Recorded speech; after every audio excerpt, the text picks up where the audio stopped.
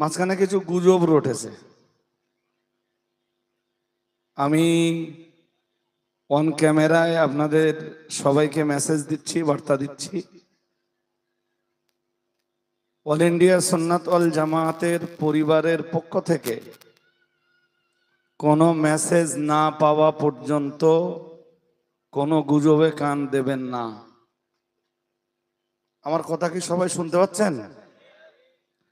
যতক্ষণ all India সুন্নাত ওয়াল জামায়াত পরিবার কোনো মেসেজ বা বার্তা না দিবে,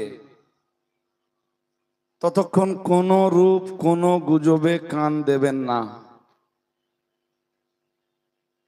মুফতি সাহেব আগামী 12 তারিখে আমন্ত্রিত ফুরফুরা শরীফে।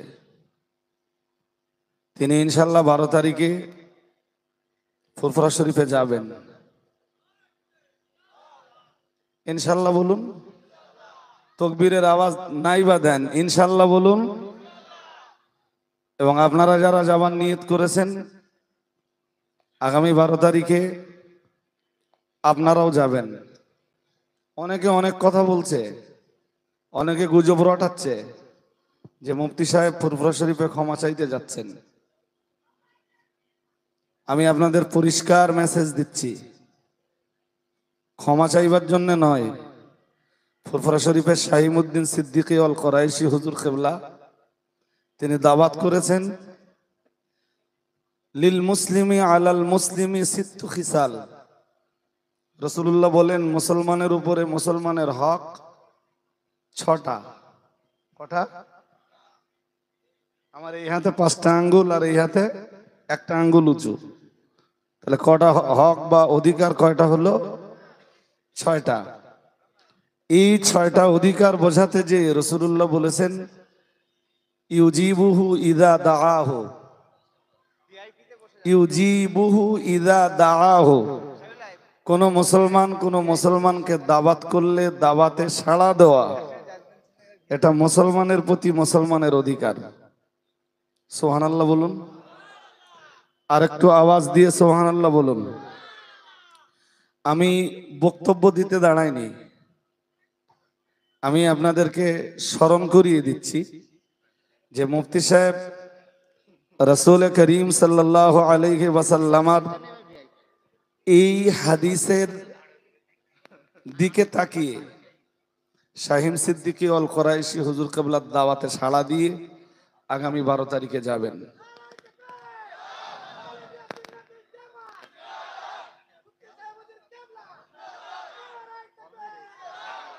আর একটা মেসেজ আপনাদের দেই, গত রাত্রে ফুরফুরা শরীফ থেকে জামিয়া রহমানিয়াতে এসেছিলেন পীরজাদা আসেম বিল্লাহ সিদ্দিকী অল কোরাইশি হুজুর কিবলা।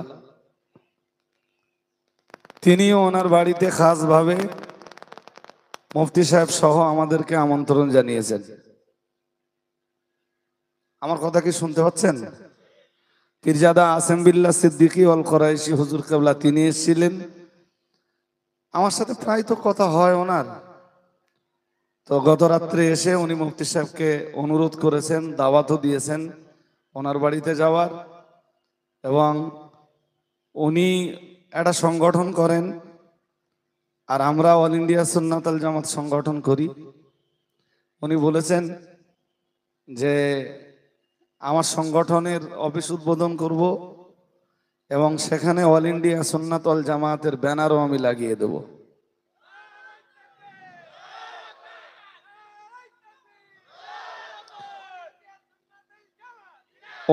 উনি মুফতি সাহেবকে দাওয়াত দিয়েছেন এবং এটাও বলেছেন যে সে অফিসটাও আমি আপনাকে দিয়ে উদ্বোধন করাবো।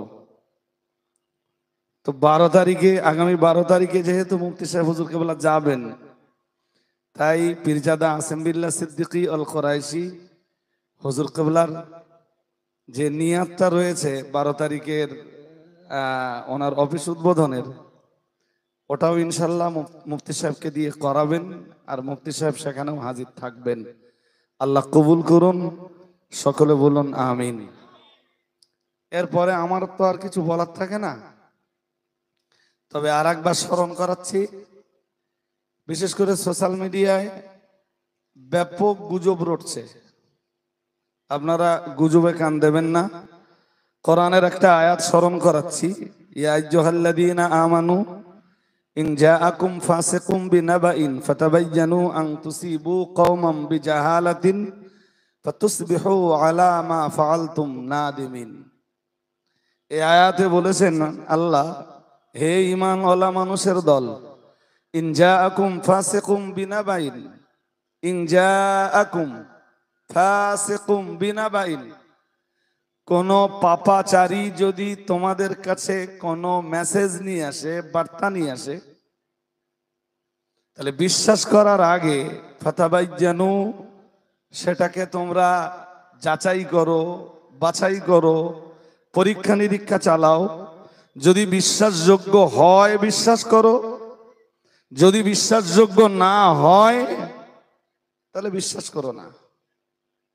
সুতরাং সোশ্যাল মিডিয়ার কোনো গুজবে কান দেবেন না। কোনো মেসেজ বিশ্বাস করার আগে অল ইন্ডিয়া সুন্নাতুল জামাতের পরিবারভুক্ত মানুষ যদি আপনি হয়ে থাকেন, অল ইন্ডিয়া সুন্নাতুল জামাতের দায়িত্বশীল কর্মকর্তা যারা আছেন তাদেরকে জিজ্ঞাসা করে নিয়ে তারপরে সেই বার্তাটা বিশ্বাস করবেন। ইনশাআল্লাহ বলুন, সবাই বলুন ইনশাআল্লাহ।